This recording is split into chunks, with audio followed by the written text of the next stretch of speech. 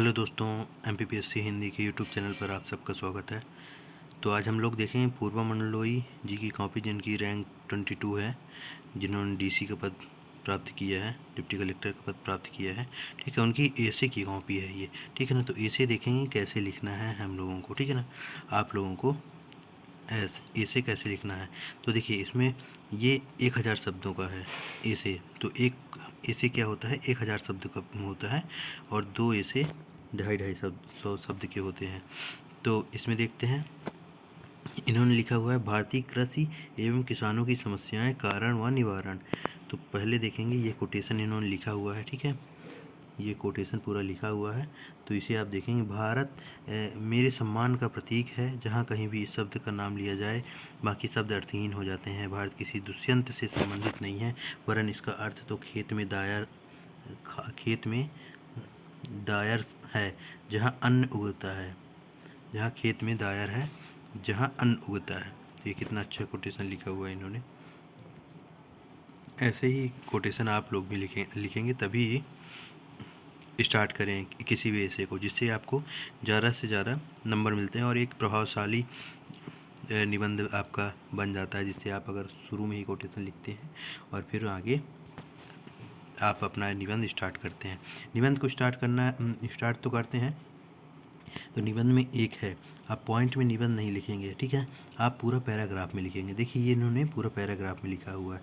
तो आप बल्कि पैराग्राफ में क्या करेंगे, 5-6 लाइन कर करके छोड़ देंगे। फिर उसके बाद नेक्स्ट, आपका मतलब जहाँ पास सेंटेंस ख़त्म हो जाए तो वहाँ से छोड़ के फिर नेक्स्ट लाइन से आप ये करेंगे। तो देखिए, एक अच्छा सूचक होता है, दिखने में भी अच्छा लग रहा है।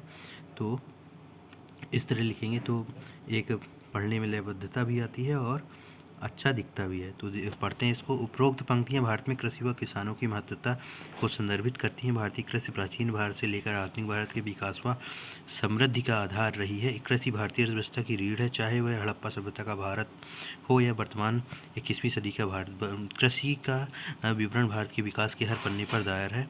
भारतीय कृषि व किसानों की समस्या का कारण व निवारण से पूर्व हमें आरंभ में भारत में कृषि के स्वरूप, कृषि के महत्व तथा कृषि के आरंभिक विकास पर एक नज़र डालना चाहिए, ताकि इसके मूल में निहित समस्याओं की जड़ को जाना जा सके व समाधानों को खोजा जा सके। भारत में प्राचीन काल से कृषि जीवन निर्वाह का माध्यम रही है।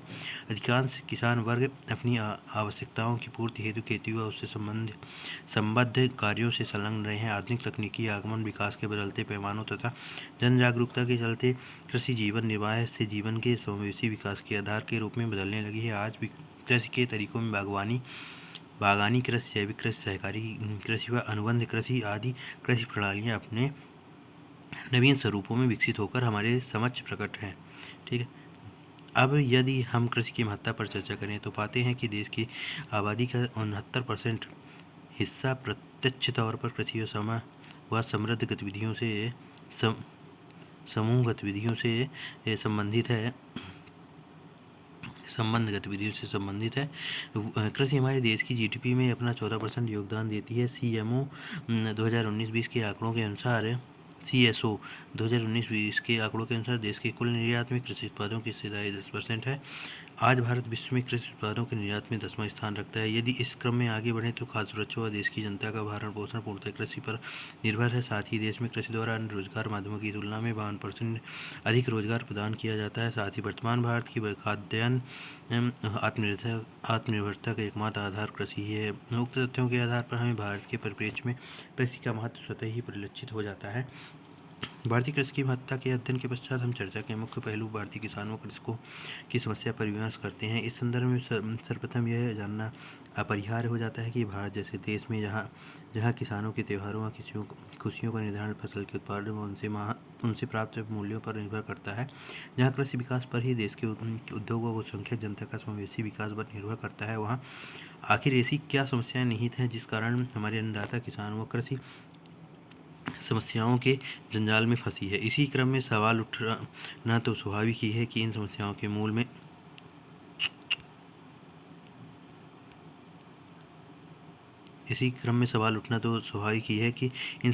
मूल में क्या तथ्य है। जैसे, क्या देश के किसानों की स्थिति आरंभ से ही चुनौतियों से घिरी है? क्या देश के सभी समृद्ध व लघु सीमांत भूमिहीन कृषक कृषि से जड़ी कृषि से जुड़ी समस्याओं से संबंध है। क्या कृषि उर्वरता में कमी, उत्पादन में कमी होना आरंभ से ही समस्या है या वर्तमान में ये अधिक गंभीर रूप में हमारे समक्ष उपस्थित है? इन सभी प्रश्नों के उत्तर जानने के बाद ही हमें देश के किसानों व कृषि की समस्याओं का स्वैच्छिक ज्ञान हो सकेगा। इस दिशा में आगे अपनी चर्चा को ले जाने पर हमें इतिहास से जुड़े कुछ पहलुओं को जानना होगा। हड़प्पा सभ्यता की बात करें तो उस दौर में भारतीय कृषि अपने विकास के चरम पर विद्यमान थी। हमारे देश के संबंध रोम यूरोपीय पूर्वी एशिया में कृषि उत्पादों के आयात निर्यात पर आधारित थे। मध्यकाल में भी कुछ संशोधनों के साथ शासकों द्वारा जैसे अकबर भू राजस्व व्यवस्था में सुधार, सिंचाई सुधार आदि किए गए, जिससे कृषि देश के विकास का आधार रही है। आगे जब भारत अंग्रेजी शासन के अधीन हुआ तब से ही अंग्रेजी शोषणकारी भू राजस्व नीतियों ने भारतीय कृषि प्रणाली की रीढ़ को ही कमजोर कर दिया है। इसके पश्चात हमारे देश में भूमिहीन कृषकों, सीमांत कृषकों तथा जमींदारी वर्गों जैसे अनेक विशेष वर्ग समुदायों का उदय हुआ, जिससे कृषकों की दुर्दशा व कृषि की स्थिति को दयनीय अवस्था में खड़ा किया तथा आधुनिक काल से वर्तमान तक किसानों को अनेक समस्याओं का सामना करना पड़ रहा है। तो इस तरह आप लोग लिखेंगे लयबद्ध रूप से। देखिए इसमें आगे भी है अभी तो, और जो डेटा है ना, आप डेटा पुट करेंगे ना तो आपको अच्छा नंबर मिलेगा। आप लोग ऐसे पढ़ते जाएंगे और देखते जाएंगे किसी तरह, जैसे इसमें डेटा लिखा है आज भी 55% सिंचाई मानसून पर निर्भर करती है, ठीक है ना। तो इसको ये पूरा 10 पेज का होगा। जैसे 1000 नंबर का है तो इसमें 10 पेज लिखना होता है। तो आप लोग भी ऐसे लिखेंगे। जैसे सुरक्षा प्रतिवर्ष 6000 का भुगतान, ये लिखा हुआ है, ठीक है ना। किसानों को आर्थिक सुरक्षा जो दी जाती है, ठीक है, पीएम किसान योजना के तहत, ठीक है, 4000 रुपये मुख्यमंत्री किसान योजना के तहत दी जाती है। ये सब चीज़ें आप डेटा पुट करेंगे तो देखिए आपको अच्छे नंबर मिलेंगे, ठीक है। तो इस तरह कंप्लीट होता है आपका 1000 शब्दों का, ठीक है ना। ऐसे ही आप लोग डेटा पुट करेंगे और आप पीछे भी है देखेंगे आप तो पूरे डेटा, और जहाँ पास आपको लगे कि अच्छा है, यहाँ पास जोड़ देने लायक है, वहाँ पास आप ये लाइनिंग कर देंगे तो आपको ज़्यादा से ज़्यादा नंबर मिलेंगे। ये लाइनिंग कर देंगे तो आपको अच्छे नंबर प्राप्त होंगे, ठीक है। अब देखते हैं 250 शब्दों में लिखा हुआ है। तो सोशल मीडिया का बदलता स्वरूप। इस दुनिया में केवल 2 ही बल हैं जो विश्व के समस्त कोनों को प्रभावित कर सकते हैं। पहला आकाश का सूर्य व दूसरा सोशल मीडिया। तो मार्क जुकरबर्ग ने यह कोटेशन दिया है, बोला है। तो इसको आप जैसे कोट कर देते हैं तो यह एक आपका अच्छा प्रदर्शनीय बन जाता है आपका निबंध, ठीक है ना। तो इस तरह आप लोग लिखेंगे ऐसे ही, तो ऐसे ही देखते जाएंगे। तो इस तरह ऐसे ही लिखेंगे, देखेंगे आप लोग इसी तरह लयबद्ध रूप से आप लिखते जाएंगे ना तो आपको अच्छे नंबर प्राप्त होंगे, ठीक है। तो आपका ज़्यादा समय ना लेते हुए, वीडियो ज़्यादा लंबा ना बनाएंगे, तो इसको आप देखेंगे और इसी प्रकार आप लोग लिखेंगे। ऑनलाइन शिक्षा महत्व चुनौतियाँ।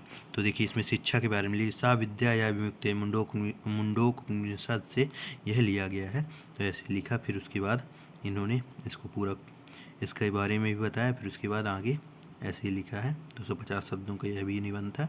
तो 250 शब्दों में 5 पेज आपको लिखना होता है। तो आप लोग ऐसे लिखेंगे और यह कंप्लीट हो जाएगा, ठीक है, इस तरह। तो थैंक यू। चैनल को लाइक, शेयर एंड सब्सक्राइब करें।